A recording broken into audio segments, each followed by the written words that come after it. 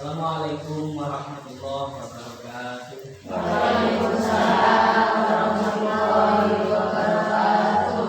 Alhamdulillahilladzi hadana li hadza wa ma kunna lanahtadiya laula an hadana Allah.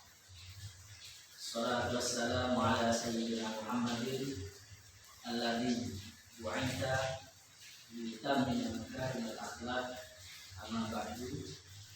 Yang saya hormati segenap pengurus Yayasan Nurul Hayat, dan yang saya hormati segenap keanggotaan kajian budaya tim yang alhamdulillah bisa hadir pada sore hari ini meskipun dalam keadaan hujan. Salawat serta salam semoga terlimpahkan kepada junjungan kita Nabi besar Nabi Muhammad SAW yang telah membawa kita dari zaman jahiliyah menuju zaman Islamiyah seperti sekarang ini. Qala ta'ala a'udzu billahi minasyaitonir rajim. Bismillahirrahmanirrahim. Ya ayyuhalladzina amanu kutiba alaikumusiyam kama kutiba alal ladzina min qablikum la'allakum tattaqun. Para jemaah sekalian, alhamdulillah sebentar lagi kita akan berjumpa dengan bulan Ramadan, bulan suci Ramadan. Alhamdulillah kita masih diberi kesempatan untuk berpuasa pada bulan suci Ramadan. Nah, untuk itu dalam rangka menyambut bulan Ramadan, sebelum kita itu melakukan puasa pada bulan Ramadan, alangkah baiknya kita itu mengetahui kenapa puasa itu diwajibkan, kenapa harus pada bulan Ramadan. Itu alangkah baiknya untuk kita ketahui. Pertama dari ayat tadi, dari ayat kutiba alaikumusiyam kama kutiba alal ladzina min qablikum. Nah, di sini pertama terdapat perbedaan para ulama dalam mentafsiri kutiba alaikumusiyam kama kutiba alal ladzina min qablikum.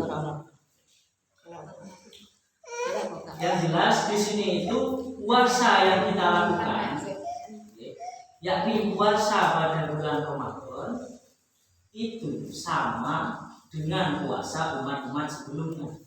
Umat sebelumnya ini umat sebelumnya itu adalah umat-umat yang sebelumnya itu dibawa oleh nabi-nabi sebelum Nabi Muhammad SAW. Ada perbedaan ulama, perbedaan pendapat ulama. Yang pertama, kesamaannya itu dari sisi min haitsu siyamihi. Dari segi puasanya kita itu sama, yaitu sama-sama memiliki kewajiban berpuasa, yaitu menahan makan dari terbitnya matahari sampai terbenamnya matahari. Itu ulama yang pertama. Yang kedua, ada yang mengatakan kesamaannya itu min haitsu ummati. Jadi dari segi umat Nabi Muhammad dengan umat Nabi sebelumnya itu sama, yaitu sama-sama berpuasa. Dan banyak lagi pendapat yang jelas, entah itu dari Nabi Muhammad SAW atau nabi-nabi sebelumnya, niku sama-sama berpuasa. Coba kita korek di sini, kita cari apa hikmah puasa di balik semuanya ini. Pertama, Nabi Adam. Dimulai dari zaman Nabi Adam. Nabi Adam itu dulu pas waktu diturunkan ke bumi. Jadi kan Nabi Adam itu sebelumnya itu hidup di surga, diciptakan oleh Allah langsung, dibuatkan rumah. Di situ ditempatkan di surga. Qul ya Adam uskun anta, qala ya Adam uskun anta wa zawjukal jannah. Jadi Nabi Adam itu sebelumnya ditempatkan di surga. Baru setelah itu karena melakukan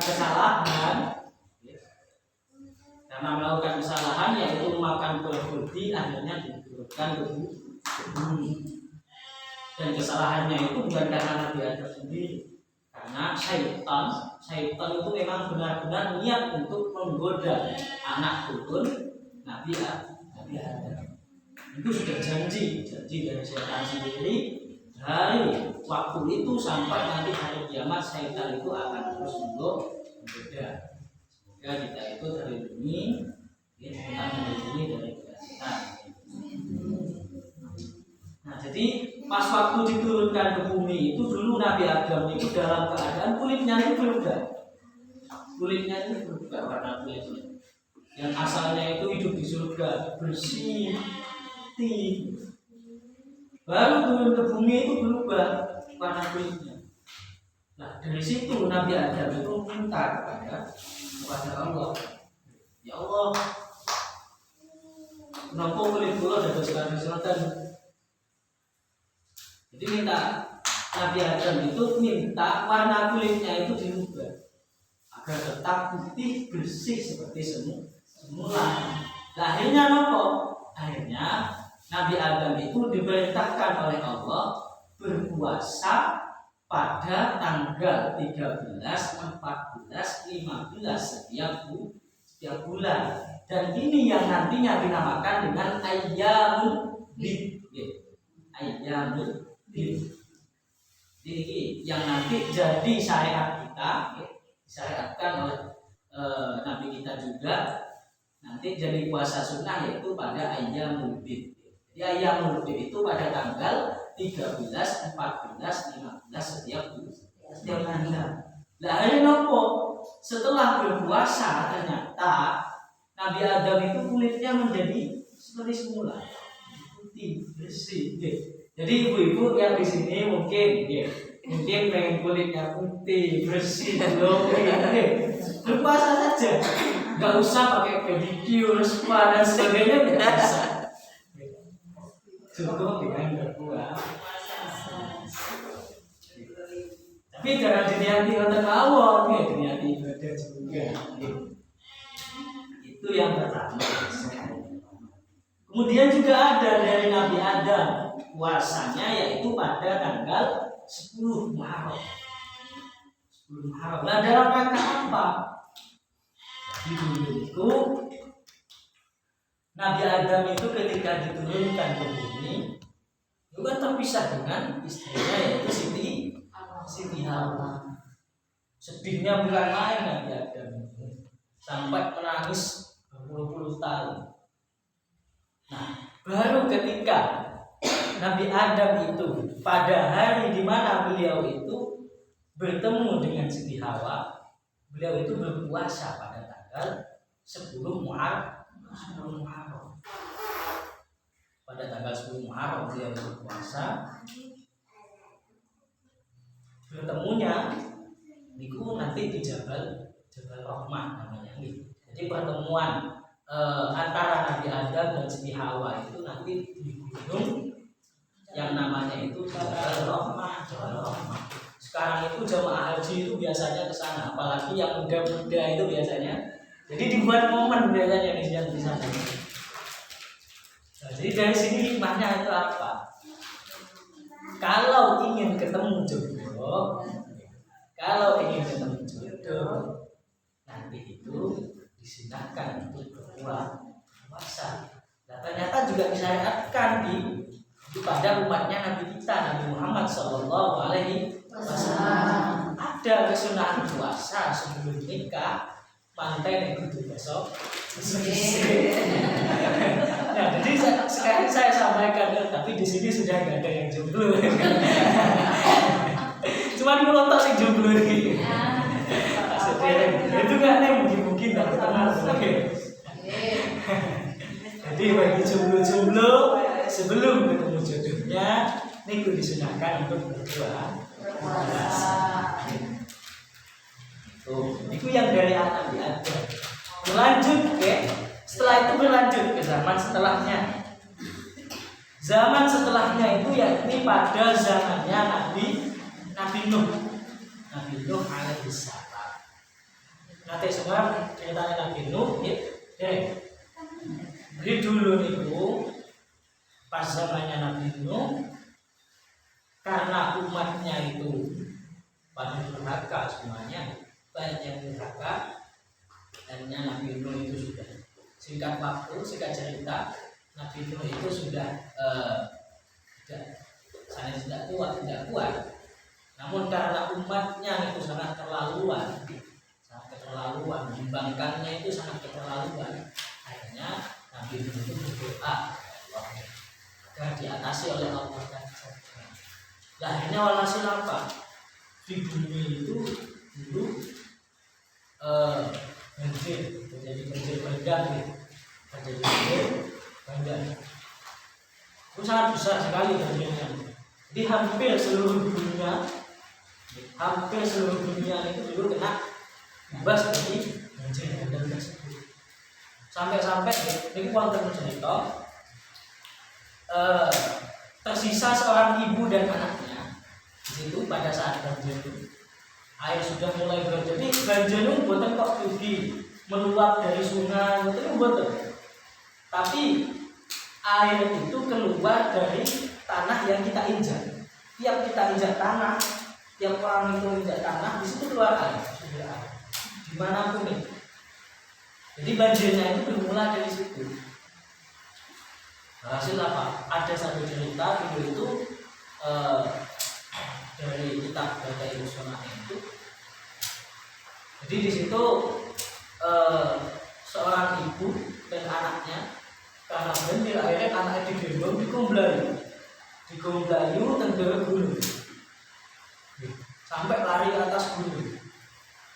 Nah ternyata airnya itu saking tingginya tetap nyusul itu, meskipun si ibu-ibu itu sudah ada di puncak, tetap nyusul airnya. Susul sampai airnya itu seleher, tingginya itu seleher. Padahal itu sudah di atas gunung. Nah ini anak itu tak alim yang masih kecil itu ditaruh di atas kepala. Nah tetap banyunya itu tetap munggah. Nah ini pun buatan mikir nopo mergo eman nyowone akhirnya anak itu belum tidak geno panggonan gajian. Tapi tetap kecil. Bahasanya Gusti Allah nek berkah. Banjir sampai zaman itu. Nah, puasanya Nabi Nuh itu kapan? Ya, ini pada saat di kapal. Jadi sebelum banjir itu kan Nabi Nuh itu membuat kapal untuk Nabi Nuh dan juga umat-umatnya yang di situ mengikuti Nabi. Jadi selama berpuluh-puluh tahun itu sampai ke kapal nganteni banyune surut itu selama berpuluh-puluh tahun di situ berpuasa. Puasa Nabi Nuh. Dalam rangka apa Nabi Nuh itu berpuasa? Yaitu dalam rangka mensyukuri nikmat. Nopo nikmat ini yaitu diselamatkan dari banjir bandang. Nah, jadi dari sini puasa itu boten kok mergo hajate tok, mergo kepengenane tok. Boten, guys. Jadi dalam rangka mensyukuri nikmat itu juga dianjurkan berpuasa. Oh, sadurunge gadah nikmat susah, nelongso, akhirnya Gusti Allah kok kosong. Nah, lewat tiga nikmat kalian Gusti Allah lali ya. Itu betul apik lah. Nah, saya ini nopo saya itu puasa pada saat kita susah juga pada saat kita senang disunahkan puasa. Itu zamannya Nabi Nuh. Lanjut kepada zaman Nabi Ibrahim. Dulu niku sempat Nabi Ibrahim niku dikisahkan oleh Raja Namrud itu karena Raja Namrud itu sudah saleh kepada Nabi Ibrahim karena berhala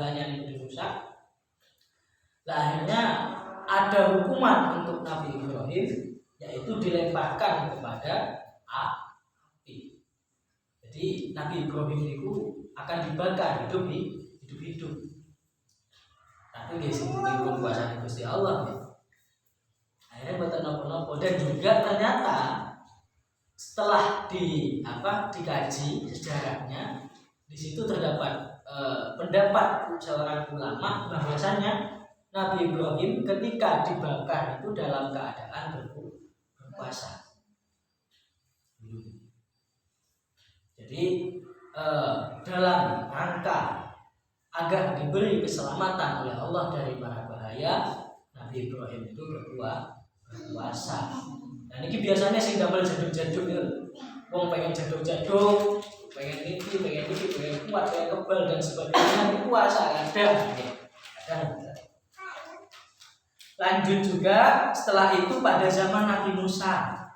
Pada zaman Nabi Musa itu dulu Nabi Musa itu sempat bermunajat kepada Allah, yaitu bertemu dengan Allah secara langsung. Tapi bertemunya itu sanes kok seperti Nabi kita Nabi Muhammad SAW saat Mi'raj, saat Isra Mi'raj sanes. Nabi Musa itu bertemunya hanya dengan getaran, hanya dengan cahaya yang di situ ada di Gunung Tursina. Karena janjinya Allah itu dari situ. Meskipun Nabi Musa ini berteriak, begitu Allah itu bertajalli, itu menampakkan kekuasaannya. Itu dari Gusti Allah, tapi hanya kekuasaannya yang disampaikan, yang ditampakkan kepada Nabi Musa. Dan itu Nabi Musa itu pun berteriak langsung semaput. Dan juga gunung-gunung di pinggirnya itu lega. Dan itu ternyata sebelum itu Nabi Musa dalam keadaan berpuasa juga, sebelumnya itu berpuasa yaitu 40 hari. Jadi sebelumnya itu dalam ayatnya itu ada dalam ayat Al-Quran surat Al-Baqarah. Yang jelas begitu terdapat janji dari Allah bahwasanya Nabi Musa nanti akan berpesan dengan Allah dan berpuasa itu selama 40 hari. Itu pada zaman Nabi Musa. Dan zaman-zaman setelahnya, nabi-nabi setelahnya sampai kepada zaman Nabi Isa, itu juga ada puasa. Nabi Daud sampai sekarang ada puasa, itu namanya adalah puasa Daud. Cuma puasa Daud itu puasa satu hari tidak, satu hari tidak. Itu juga disyariatkan di syariatnya Rasulullah SAW, dan itu jadi puasa sunnah. Namanya puasa ada. Lanjut setelahnya zamannya Nabi Isa, gitu. Dan juga umat-umat terdahulu, umat-umat Yahudi, entah umat Nasrani, itu juga berpuasa. Nah sekarang puasa kita, puasa Ramadan yang disyariatkan oleh syariat Nabi Muhammad SAW. Yang jelas semua para nabi itu semuanya berpuasa, pernah berpuasa. Itu hikmah ataupun cerita dibalik berpuasa, dibalik puasa itu sendiri seperti itu hikmahnya. Nah puasa kita itu termasuk ringan. Puasa kita, kewajiban berpuasa Ramadan itu termasuk ringan. Kalau dibandingkan dengan umat-umat terdahulu, entah itu umat Yahudi ataupun umat Nasrani, itu lebih ringan. Karena kenapa? Umat Yahudi itu lah yang sebenarnya dulu itu puasanya itu selama setahun wajib 40 hari. Kalau kita kan 30 hari. Tapi kalau umat Yahudi itu 40 hari ditambah lagi nanti kalau misal bergabung itu lagi susah. Entah keluarganya itu ada yang meninggal, entah ada yang sakit, itu diwajibkan berpuasa umat Yahudi. Wabah. dan juga umat Nasrani. Kalau umat Nasrani niku puasanya setiap musim panas niku wajib berpuasa 15 hari. Musim dingin niku berpuasa 15 hari wajib. Dan juga selama 1 tahun niku ada kewajiban berpuasa 20 hari. Jadi total kabeh niku umat Nasrani berpuasa selama setahun 50 hari. Ya umatnya kita ataupun pada zaman kita itu sudah ringan, yaitu hanya wajib 30 hari selama sebulan, yaitu pada bulan Ramadan. Ngoten nggih sing ditinggal kadang. Nanti kalau itu pas dhisik kula mondok teng Rambi sadar wonten di dulu. Teng Rambi niku pas kula mondok teng Rambi kula niku temu dalem. Dan itu temu dalem akhirnya kadang isu-isu itu metu teng pasar. Kali kula niku ngurmat kewane kiai. Ngurmat kewane kiai dan dene tugas iwak pindang sembarang dan makan kucing sembarang niku nih. Lepas waseluan ning Rambi niku warung-warung bener untuk kemudian. Nah ternyata buka setengah tak inceng dulu akeh sikil ternyata bisa. Akeh sikil ternyata ini jambu bisa. Jadi puasa kita itu sangat ringan. Sebisa mungkin kita itu menjalankan ibadah di sekuat-kuatnya, pun cuman nahan lapar, nahan syahwat dari matahari terbit sampai matahari tenggelam. Itu sangat ringan dan juga sebaiknya bahkan ini wajib yang kita kerjakan saja. Ini namanya kewajiban, gimana lagi kan? Dan terus tadi hikmahnya lagi itu kenapa entah Nabi Muhammad SAW ataupun nabi-nabi sebelumnya itu berpuasa itu kenapa? Ada sesuatu enggak di balik itu? Ada. Yaitu untuk apa tujuannya puasa itu? Pada sejatinya tujuannya puasa itu adalah menyelamatkan 3 hal. Menyelamatkan 3 hal dari nabi-nabi terdahulu. Yaitu apa saja? Pertama, menyelamatkan diri sendiri. Yang kedua, untuk menyelamatkan dunia. Yang ketiga, untuk menyelamatkan umatnya. Kalau untuk menyelamatkan sendiri itu agar aman dari fitnah. Nah, itu juga umat-umatnya agar tidak diambang kehancuran. Kalau menyelamatkan dunia itu bagaimana?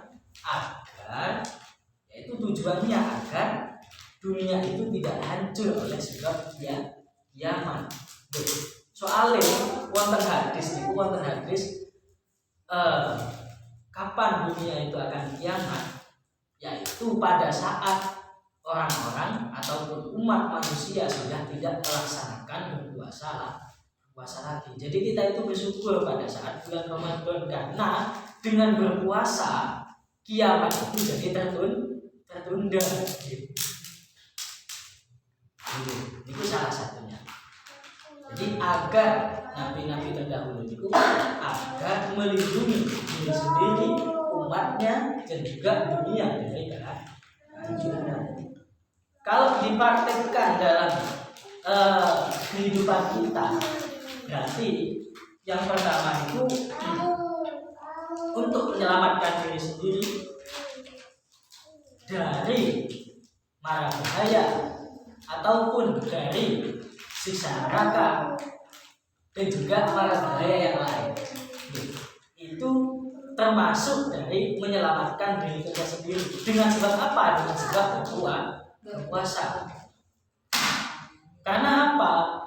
Berpuasa itu ada yang menyebut, para ulama itu salah satu ulama ada yang menyebutkan bahwasanya berpuasa itu adalah sedekah ataupun kafarat kafarat dari jasad kita sendiri.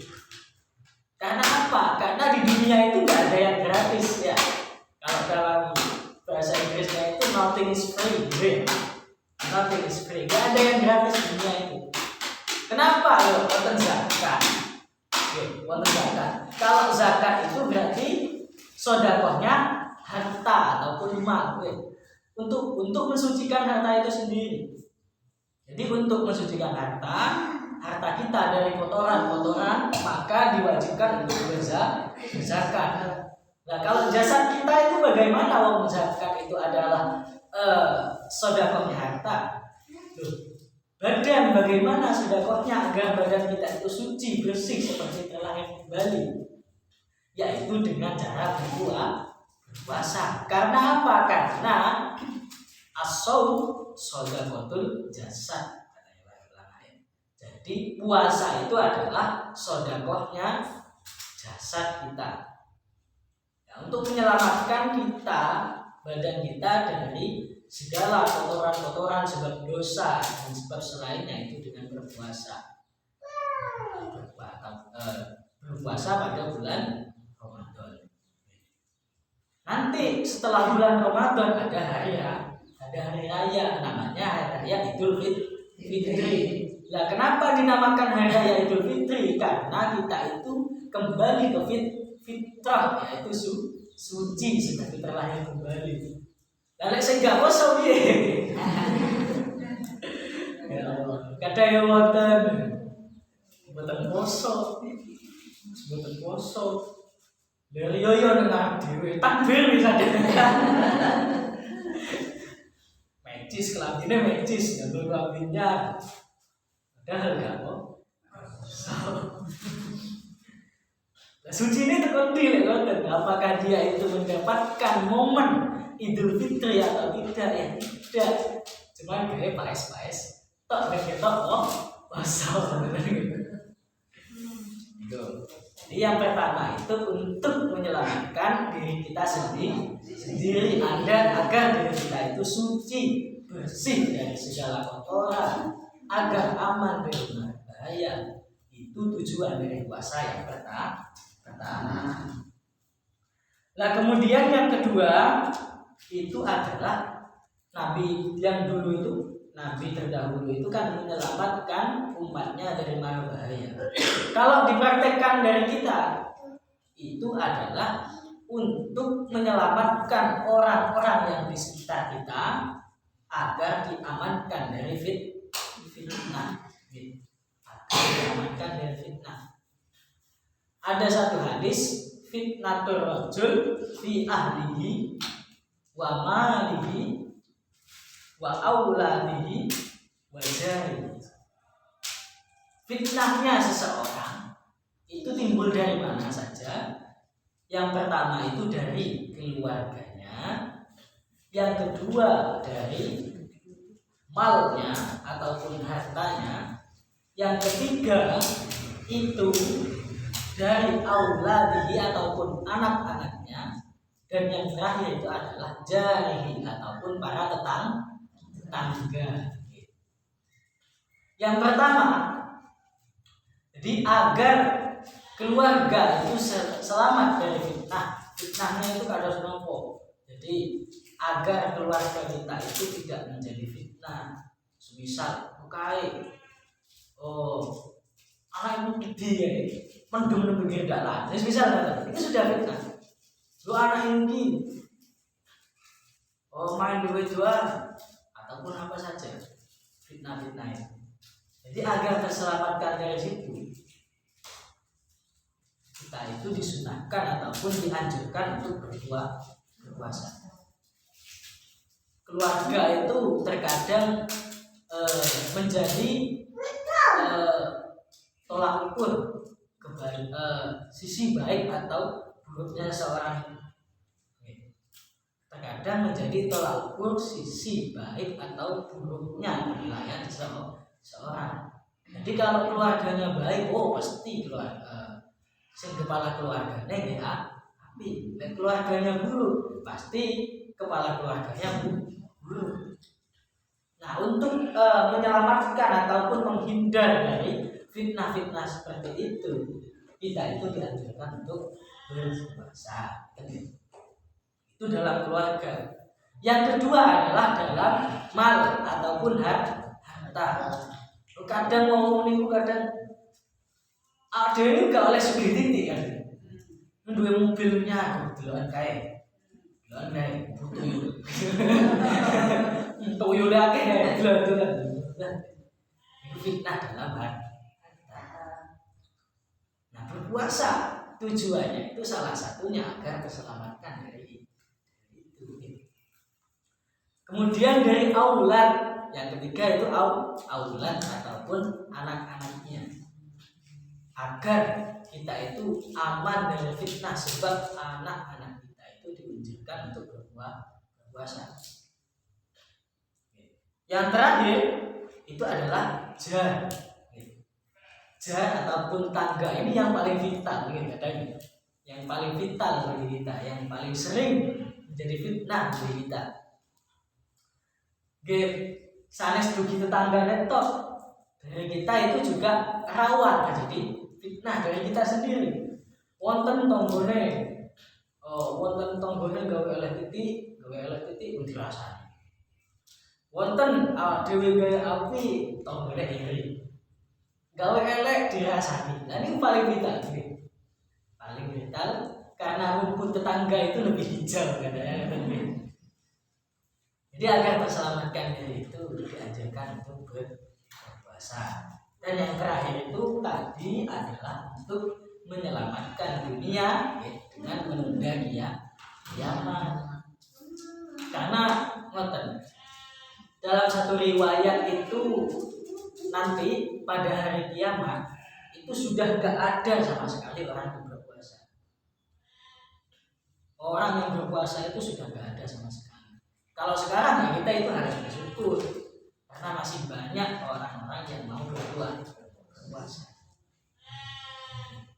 Jadi ada 3 unsur kenapa kita itu dianjurkan ataupun diharuskan untuk berpuasa, yaitu yang pertama adalah menyelamatkan diri kita sendiri, menyelamatkan orang-orang di sekitar kita, dan yang terakhir itu adalah menyelamatkan dunia. Niku hikmah kenapa kita itu berpuasa. Kemudian puasa itu adalah amal batinah. Ini sangat istimewa. Keistimewaan puasa ataupun siam dari ibadah-ibadah yang lainnya seperti sholat, zakat, haji dan lain sebagainya, itu puasa itu termasuk istimewa. Karena kenapa? Puasa itu adalah termasuk amalun batinun ataupun amal yang berasal dari dalam. Dan etok, wong sing poso no mboten gak etok. Wonten sing mokel, mari mangan, wis diusap wis gak etok. Jadi puasa itu amalun batinun. Yang tahu itu hanya Allah semata. Sampai Allah itu berkata dalam hadis qudsi itu adalah hadis yang diriwayatkan oleh Nabi langsung dari Allah Subhanahu wa taala. Jadi dalam hadis qudsi itu Allah berkata, berfirman, semua ibadah itu nanti untuk kalian sendiri, manfaatnya itu untuk kalian sendiri. Kalau puasa itu kalian itu beribadah untuk saya, katanya Allah seperti itu. Karena apa? Karena yang tahu itu hanya Allah saja. Tidak ada yang tahu. Kata ria, kata boleh pamer, bukan bisa. Orang yang berpuasa dan orang yang tidak berpuasa itu sama saja. Kalau sholat mungkin masih bisa ria. Aku tak sholat, kok kita apik dengan HP orang tua, misalnya. Kita apik dengan orang tua, lah. Masih bisa dinilai perbedaannya oleh orang lain. Kalau orang berpuasa tidak ada siapa yang bisa menilai. Paling cuma gue, ternyata paling depan duwe. Dan juga dalam berpuasa itu ada banyak macam berpuasa. Kalau dalam kitab Mau'idotul Mukminin itu yang biasanya dikaji dipesankan itu, dan juga yang saya kaji sekarang, dan itu disebutkan puasa itu ada 3 macam. Ada shaumul umum, ada shaumul khusus, ada shaumul khususul khusus. Shaumul umum yang pertama. Shaumul umum itu adalah puasanya orang-orang yang pada umumnya. Ini puasa yang derajatnya itu dalam kasta paling rendah. Apa shaumul umum itu? Yaitu berpuasa hanya dengan menahan lapar. Ya, menahan kita itu dari makan, minum, jima dan lain sebagainya. Jadi hanya menahan syahwat saja. Dan yang kita dapatkan dari shaumul umum itu apa? Yaitu hanya lapar dan haus saja. Lek posone pun ketekan posone, kewajibannya sudah tercapaikan, tapi untuk diterima tidaknya kita itu tidak. Nah, ini namanya shaumul umum. Hanya menahan lapar dan dahaga saja. Di samping itu mata kita jelalatan, mulut kita kemana-mana, telinga kita mendengarkan apa saja. Nah, itu namanya shaumul umum. Paham ya shaumul umum ya? Yang kedua itu adalah shaumul khusus. Shaumul khusus itu adalah menahan, bukan hanya menahan lapar dan dahaga saja, tapi menahan seluruh anggota kita, entah itu mulut, mata, telinga dari maksiat. Jadi nanti itu nggak boleh berpuasa itu merasani dengki dan juga adu domba, itu nggak boleh. Akhirnya posone lek ngoten percuma. Memang hasil benar. Posone sah posone. Tapi secara kalau kita pandang secara diterima atau tidaknya dibutuhkan.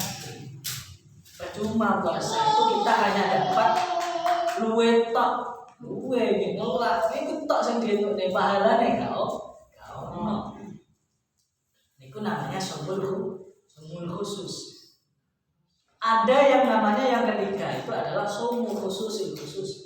Ini yang paling angel, kasta yang paling tertinggi. Jadi shaumul khusus itu adalah puasa yang di situ hati kita pada saat beribadah apa saja itu tidak pernah lupa kepada Allah. Makan kita itu tidak lupa kepada Allah. Makan itu adalah ibadah. Terus berjalan. Jadi setiap gerakan kita, setiap keadaan kita itu tidak lupa kepada Allah. Ini yang biasanya dilakukan oleh para nabi-nabi. Dan terus kita itu jangan minder. Apakah kita itu tidak bisa ke kasta yang seperti itu? Soalnya itu kastanya para nabi, ya. Kita sebagai umatnya, juga harus bisa, harus bisa berusaha seperti itu. Meskipun itu derajatnya para nabi, tapi apa salahnya kita mencoba untuk menempuh? Apa salahnya kita mencoba untuk menempuh derajat yang sedemikian? Bisa-bisa saja, meskipun tidak berstatus seorang nabi. Jadi diusahakan bagaimana agar puasa kita itu sempurna. Soalnya puasa itu istimewa. Eman-eman lek posone niku boten kasil, boten keterima. Eman-eman. Puasa itu adalah ibadah yang paling istimewa. Dan juga dalam berpuasa nanti itu di bulan Ramadan dianjurkan untuk memperbanyak sedekah. Sedekah napa kudu duwe, napa kudu panganan boten. Senyum niku nggih sedekah. Bertata krama yang baik niku nggih sedekah. Menebarkan kasih sayang kepada keluarga dan juga tetangga ataupun orang-orang lain itu juga sedekah. semuanya itu sedekah. Pokoknya semuanya perkara yang baik itu adalah sedekah. Sampai Nabi itu dawuh meskipun dengan apa namanya saksiga kurma itu pun cilik sak tapi disiga sak cukup itu pun sedekah terus ini. Jadi dianjurkan pada bulan Ramadan itu memperbanyak sedekah, apalagi menjalin kerukunan antar sesama. Kita jalin kerukunan, kita tebarkan kasih sayang kepada mereka semuanya agar apa ya manfaatnya nanti kembali kepada kita sendiri. Manfaatnya nanti kembali ke kita sendiri. Bukan hanya pada sesama manusia saja, kepada hewan, kepada apapun yang semua makhluk Allah Subhanahu wa taala itu kita dianjurkan untuk menebarkan kasih sayang.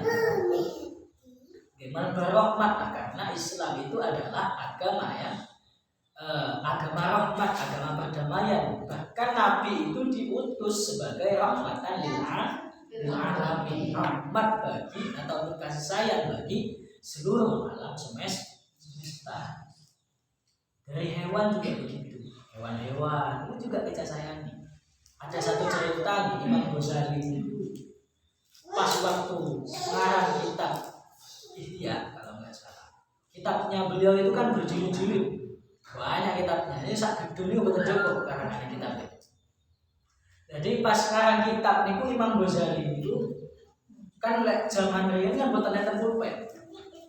Tapi gambar tinta celup gitu. Tinta celup. Sakniki lek teng pondok kula niku tasik ngoten. Tasik damel tinta celup. Nah, kembali lagi. Jadi Imam Ghazali itu dulu pas ngarang kitab niku wonten lalat mencelok teng tintane. Ada lalat hinggap di tinta tersebut. Karena kehausan, ya. Karena lalatnya itu kehausan. Akhirnya mau diusir oleh Imam Ghazali, akhirnya dihentikan menulisnya itu sama Imam Ghazali itu dihentikan karena kasihan melihat lalat yang kehausan, dihentikan. Nah ternyata walhasil pada saat beliau itu sudah wafat, beliau itu dimimpikan oleh salah seorang wali, salah seorang ulama itu bermimpi bertemu dengan Imam Ghazali. Wali nih gimana? Ini mimpi bertemu Imam Ghazali itu di surga. Lah ditangeti. Baik Imam Ghazali, apa saja yang telah Allah lakukan kepada engkau sehingga engkau itu berada di sini? Nah ternyata Imam Ghazali itu masuk surga bukan disebabkan oleh apa namanya karangan kitabnya yang pun berjilid-jilid ini buatan, yang kitabnya itu viral sampai zaman sekarang yang namanya Ihya Ulumuddin ini. Nanti sekarang yang namanya kitab Ihya Ulumuddin itu sampai viral, sampai dilekang zaman itu tak bisa terpakai. Bukan karena itu, katanya sudah. Bukan karena kitab-kitabnya yang banyak, tapi karena telah menyelamatkan lalat yang ada di tinta kita. Bahmun Bapak Mun Zubair sarang nambang ini sempun wafat rahimahullah. Dan itu pernah nanti dawuh kan, lek wonten kewan dalam keadaan berbahaya itu diselamatkan. Mbok menawa niku dadi lantaran kita itu masuk kepada surganya Allah.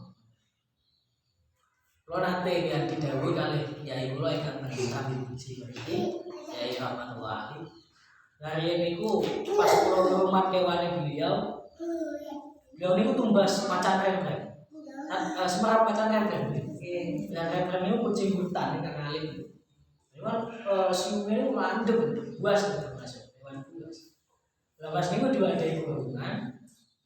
Nah kula dikengken ngelulut neng Waduh kalau jenenge macan mau cekel ya, mati apa?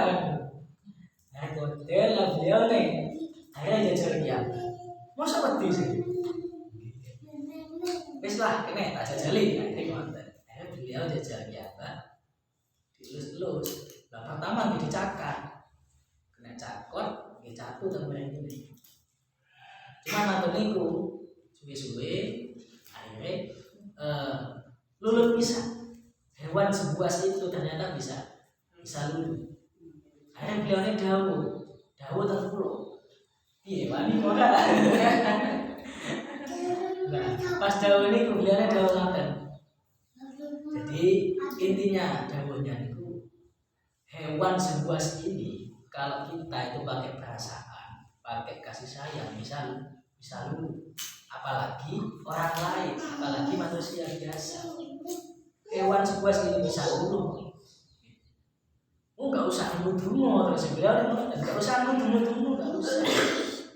Orang kafir itu orang-orang Kristen dan juga yang lain. Kan wonten tengkot rekod nih, tengkot rekod itu wonten uang sampai kekancan kali baju. Padahal saya mau muslim. Dungannya apa coba wonten gak ada dungu. Lek wonten dengan kasih sayang. Jadi apa? Menyebarkan kasih sayang itu manfaatnya itu juga kembali kepada kita sendiri. Jadi kesimpulannya pada bulan Ramadan nanti kita itu memperbanyak ibadah kepada Allah Subhanahu Wa Taala, menebarkan sedekah, memperbanyak sedekah dan juga ibadah-ibadah lainnya seperti tadarus, deres Al-Quran dan lain sebagainya. Itu kita itu harus totalitas dalam bulan Ramadan. Eman setahun sepi. Kita harus bersyukur juga kita itu masih bisa dikasih kesempatan untuk berpuasa Ramadan. Terus Kanjeng Nabi nopo? Terus Kanjeng Nabi dalam satu hadis itu, andaikan saya itu masih diberi hidup pada tahun depan, pasti saya akan berpuasa. Tanya Nabi itu, saking istimewanya ibadah puasa. Jadi semoga kita itu tetap bisa berpuasa dengan nyaman, ya. Amin. Berpuasa dengan nyaman dan juga puasa kita itu bisa diterima oleh Allah Subhanahu wa Ta'ala. Karena niku ingkang saged kula sampaikan. Kurang lebihnya mohon maaf. Ihdinas shiratal mustaqim. Wassalamualaikum warahmatullahi wabarakatuh. Waalaikumsalam warahmatullahi wabarakatuh.